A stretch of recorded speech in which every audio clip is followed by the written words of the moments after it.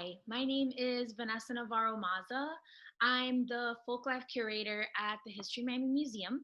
And today I'm going to be telling you about what it is to be a folklorist, what it's like to be a folklorist, what that is. And also I'm going to be talking to you about our Miami Stories program, which I'm hoping you all will participate in. So first we're going to start with diving into folklore. So let me share my screen here. So what is a folklorist? Folklorists study culture, customs, and beliefs, which is called folklife. And these are behaviors, practices, traditions that you don't learn in school. You don't learn it in books. You learn it by word of mouth, by observation, and by participation in your folk groups. And your folk groups take many shapes and forms. And there are many types of folk groups: families, ethnic groups, regional groups, religious groups. These are the groups that we belong to, and we belong to many at once, that we learn our folk life from. And it is through our participation in those groups and our belonging in those groups that our folk life is formed. So examples of folk life include a variety of different types of genres of folk life, but I'd just like to go over some of the big ones. First one is music. And not only, how music is played, where, when, by whom, but also making musical instruments. That's also a part of folk life, that knowledge of how you actually create these objects. So some, in the work that I do, I work with all sorts of artists, of traditional artists. So here we have two examples of artists that we've worked with. Up at the top, you have La Gran Banda, which is a Colombian papayera band. And on the bottom there, you have Joe Zaytunian, who is an oud player. An oud is that instrument that you see there. It's a Middle Eastern lute-like instrument. So this will, as we go through these, I'll explain the genres, but I'll also explain the people that you see in these pictures, just to get a sense of the specific kinds of folk traditions that we have focused on at the museum at the South Florida Folklife Center. You also have dance. And dance is something that happens in all sorts of settings and within all different types of folk groups. There's the dances that you see for, festivals and parades and things like that, but there's also the dancing that you might do at home or do with your friends, and dances that you learn in those settings. So people that we have featured here up at the top is Nancy Saint Leger. She is a Haitian folk dancer, and she teaches and presents and performs Haitian folk dances from all across the country, so different regions of Haiti, and she demonstrates the folk dances that are practiced and performed in different areas of the country. And below that, we have David Camargo. He is a b-boy, he's a break dancer, and he's part of the local crew, the Flipside Kings. And there's also religious traditions. So religious traditions, it's the rituals, the customs, the objects that you might have in your home or in a place of worship. All of that falls under folk life. And here you see an Indo-Trinidadian wedding, traditional wedding. This was here in South Florida. All of these are from South Florida. And you can see here, there are very specific adornment, costume, the clothing, the decor, and all of that is part of those religious customs that are built around a ceremony like a wedding. Up here you have festivals and celebrations. So, festivals and celebrations can be like what you see here, which are, public parades and things like that. But there's also the holidays and the celebrations that you celebrate, at home or with your friends. And, things as simple as birthdays. What are the traditions around how you celebrate your birthday? folk life doesn't necessarily have to be these grand, colorful, things that you see here. Our folk life is really a part of our everyday. But here you do see on the top, we have that's a carnival celebration here in Miami. And these are young girls in the traditional carnival outfits and they're dancing. And then below that, you have a Bahamian Junkanoo band. And Bahamian Junkanoo is an important parading tradition that is performed on specific holidays and celebrations. And you have costume and attire, which we've talked a little bit about, in talking about these other genres, because these things are linked. But costume and attire, here you see the Afro-Peruvian band Peru Expresión. And this band, when they perform different regional dances from around the country of Peru, they have specific outfits that they wear for each dance, which are associated with each region and with each dance form. But costume and attire, again, can relate to weddings, to quinceañeras, if that's a celebration that you do, to bat mitzvahs. It's basically the symbolism and the belief and the history behind what an article of clothing means in a specific setting. And then we have art and handmade objects. There are so many things that are made by hand and that are an important part of all of these folklife genres, from instruments to the costumes themselves, to things that we use for every day, and also things that are meant to be beautiful and aesthetically pleasing. Like, for instance, you have here Mieko Kubota at the top, who is a Japanese ikebana artist. That's the Japanese art of floral arrangement. She is an expert in this art form. And then below that, you have Serge Toussaint, who is a muralist and a sign artist. And you can see many of his murals in the Little Haiti area. And much more, really. This is just scratching the surface of what folklife is and some of the major genres that you see when we're talking about folklife. So one of the ways that I explain to people what a folklorist is that while historians focus on the past, folklorists focus on living traditions. These are practices that, although they are rooted in history, some of these practices go back, centuries and generations. Some of them are newer. But they're all breathing and alive and still being practiced by people today. So where do I work? I know you've already had the chance to hear from a couple of my coworkers at HistoryMiami, so hopefully you have a sense of our museum. But at our museum, I manage the South Florida Folklife Center. So the Folklife Center is the department of the museum that's dedicated to South Florida folklife, to our cultural diversity, to all of these things that we've just spoken about, but with a focus on our region. So what do I do all day? So my position is a Folklife curator, and curator is a person who creates and manages the content for exhibitions. So one of the big parts of my job is managing our Folklife gallery, which you can see a picture of at the top there. And this is a space, it's a permanent space in our museum that is dedicated to South Florida Folklife. So I manage that space. I curate which artifacts are rotated in and out of the gallery.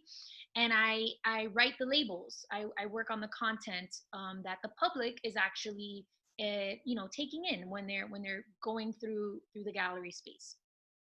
And aside from our regular rotation of our artifacts, we also have temporary displays that we do in the Folklife Gallery. So I will curate those. And in the picture on the bottom, you can see this is a temporary display that we did for flamenco. We were working with a flamenco artist, and we created this beautiful display with her costumes and her dance props, and we interpreted all of that, all of these artifacts for the public. And that's my job. I get the knowledge from the source, whether it's a person or from resources, and then I condense that and interpret it for a public audience. So a big part of my job is public programs. So it's, all of these artists that we've talked about so far, it's not only learning about what they do and presenting them in exhibitions, but it's also giving the public an opportunity to engage with these practices in a tangible way. So we do this through performances, through workshops, through demonstrations, all sorts of opportunities for the public to engage with these traditional artists. And here you see at the top, we have a percussion workshop with the Puerto Rican Plena band, Plena es. And at the bottom there, it's a gospel singing workshop with a sacred steel group called the Lee Boys. We also take artists out into the schools. That's a really important part of our outreach as a museum and in the Folklife department. Here you can see two of our artists in residence who are presenting to school groups. At the top, you have Nancy Billings. She is a textile artist, and she is both an art quilter and a Jewish textile artist. So she creates the fabric materials that are used in different types of Jewish traditions, like the wedding canopies called chuppahs, and all other sorts of beautiful pieces that are also used in a functional way. And at the bottom there, we have Clarita Filgueiras, who is a flamenco dancer, and she's there presenting to a school group. So so another big part of what I do, and I think it's my favorite part of what I do, is the field research. So what I do in the field is I document these traditions that we've talked about, and there are different ways that we do that. We do that through interviews. You can see here one of our past folklorists, Michael Knoll, conducting an interview with a tradition bearer. That's what we call the people who have this traditional knowledge. And these are really long interviews. They're from 1 hour to, I've done up to 3-hour interviews. They're very in depth, and they go into the history of the tradition, how this person learned what they learned, what the process is, and really getting as much information as we can about this cultural practice. We do this through the interviews, like you see there at the bottom. There is me out learning about lifeguarding traditions, and so we do photography, we do videography, and this is really important because it allows us to get a wealth of information about these cultural practices, which are important for their preservation, not only for the general public to learn about them, but we've had people who are learning about a traditional practice in their community, and they want to come and listen to an interview with an elder that has now passed, and now they can access that knowledge of this expert in their community that otherwise they wouldn't have been able to have that one-on-one conversation with them. So this field research that we do serves many different purposes, and it also feeds into our exhibitions and our programs. So it all kind of is a cycle. And there's also managing our Folklife archive. So all of this documentation that I just talked about, we have to organize it, we need to make it accessible to people, and we need to preserve it. So in our Archives and Research Center, we have our Folklife collection, which houses the over 30 years of documentary work that we've done at the museum. So it's a fantastic resource. So how did I get here? Which is another question that people ask me once I've kind of explained what a folklorist is, because not a lot of people know what that is. I went to the University of Florida, go Gators, and I have a bachelor's in anthropology. I focused on cultural anthropology, which anthropology is the study of humans, and cultural anthropology is the study of humans and culture. And then I went to FSU and I got a master's in ethnomusicology. I love music, that's my passion. So ethnomusicology is the study of music and culture. So I found my place there. And aside from, my schooling, one thing that's been really important for me is training that I've done outside of, regular, college classes and things like that. I did the City Lore Documentary Institute in New York City for a month, and I focused on photography and multimedia. And this was great. It was really hands-on, and I got to really learn a lot of the technical skills that I use all the time when I'm doing my field research or when I'm, creating educational products from, from our documentation and from the different types of things that we collect. Internships was another really important part of my journey to where I am today. I interned with the Pluralism Project, which is a national project to document religious traditions in the United States. And I interned at History Miami about, let's see, maybe 3 years before or 2 years before I started at the museum. I interned, which was a great opportunity. I got to meet staff and I got to understand a little bit more about how the museum worked and how the Folklife department worked. So my internships were a very important part of becoming a Folklife curator at History Miami. So now that I've, told you a lot about the field of folklore, what it's like to be a folklorist, and a little bit about what I do at History Miami, I'd like to tell you more about a specific project that I manage at the museum called the Miami Stories Project. And this is a project we've been doing for 10 years now. And it's a project to collect stories about Miami's past, present, and future. So it's an oral history project. It's similar to that, that documentation that I was talking about earlier.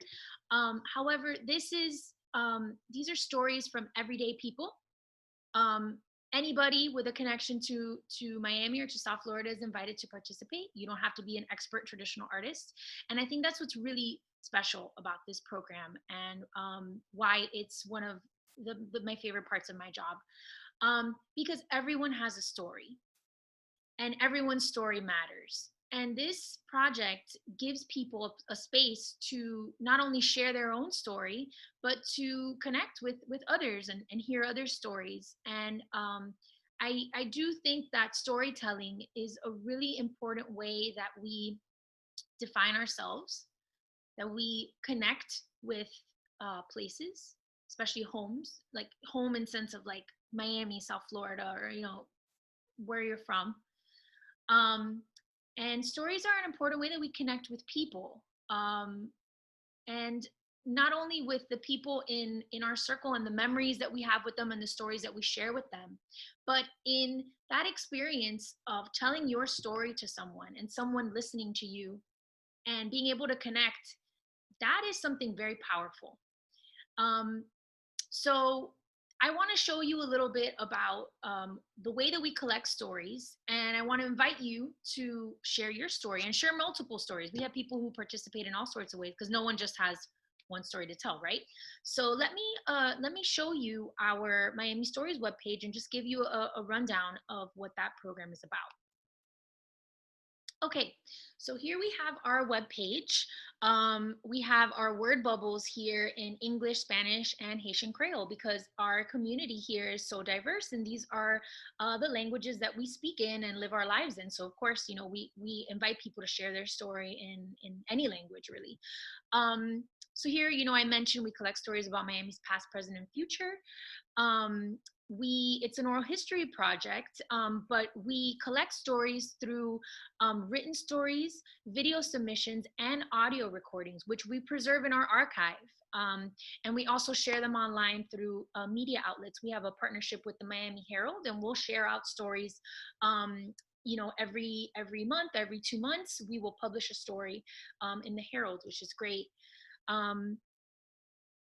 So we ask all kinds of questions, but these are just some questions that we ask people just in case they don't have a specific story that they want to share, or a specific story that comes to mind. These are just some general questions just to get their the juices flowing. But we ask stories about how did you or your family get to Miami, especially a city like Miami where we have a lot of migration here. And everybody has a story to tell about how they or their family eventually ended up in Miami. So that's something that we like to ask people about. We also like to ask people about their identity as Miamians and the identity of the city. So things like, when do you feel like a Miami, and what makes Miami Miami? What would you miss if you left? And what do you see for Miami's future? But again, we I mean, these are just five of the hundreds of questions that people have answered for our Miami Stories program.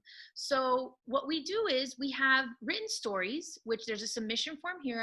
I won't click it. It's very simple, but you can send in a written story here. You can send in a video story, which I'll show you those below. And then our audio stories, you could see here, we actually have a recording booth that we take out to events, and we will interview people in this recording booth. And it's great. People love the experience. People love to be heard. And again, it's an opportunity for everyday people to share their, unique and not everyday stories. So here you see, this is something that we started actually in the beginning of the coronavirus. We wanted people to have another way to share and connect. So we invited people to share video stories. And this is really easy to do. You use the form at the top of the web page. And then here you can see like an example of a story. I mean, we won't watch the whole thing, but you could just see.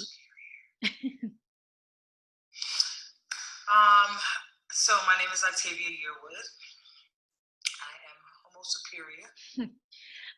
So you can see here, we have, lots of people who have shared their story. And then at the bottom of the page, we have our archive of our audio stories, which I'm gonna click on after, since that takes us to a different page. But down here, you have all our written stories.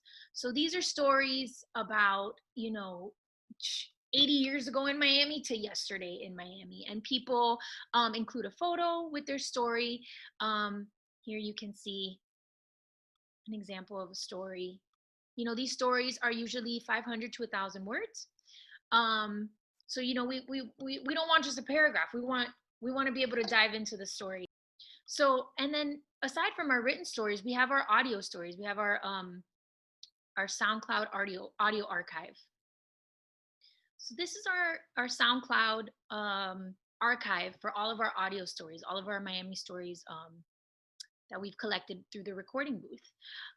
So you can see here, we have playlists.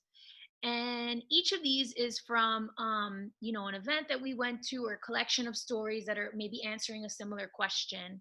The Redland Heritage Festival, the book fair, and the way that we label our stories is with a pull-out quote, so you can get kind of a sense of what the story is about. And we have stories here from young kids. Adam and Zoe are our young brother and sister, to older residents in Miami, visitors to Miami. Let's see, we can just click on. We'll just click on one. Hi, my name is Elizabeth Cabrera. What makes Miami Miami? Honestly, it is the lights, the tourism. Where do you find culture in Miami? Culture in Miami is in the people, in the different cultures that you find all throughout Miami, either being white, Latino, African American, or even German, for example. So there you just get a little snippet of a story. Some of these stories are really short, some of them are long. I invite you to just, dive in and take a look through these stories. Thank you so much for giving me the opportunity to tell you about what I do, and tell you about folklore. I love being able to explain to people what that is, and also about the Miami Stories program. Thank you for that opportunity to share this with you. I really hope that you are inspired to share your story. Get creative. If there's a way that is not exactly within the box of what we have available to you, reach out to me. Let's get creative with new ways to share stories. We are so open to that.